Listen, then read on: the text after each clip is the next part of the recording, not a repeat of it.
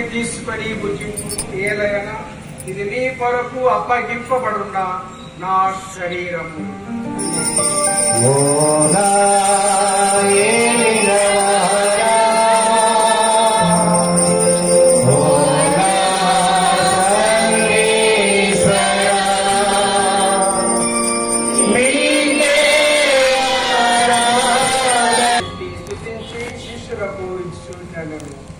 మీరందరూ దీనిని తీసుకుని దీని నుండి పానం చేయండి. ఏలైనా ఇది నూతన నిత్య నిబంధన యొక్క నా రక్తం. ఇది నీ కొరకును అనేకుల కొరకు పాప పరిహారములకై దారవేయబడు. దీనిని నా జ్ఞాపకార్థము చేయండి.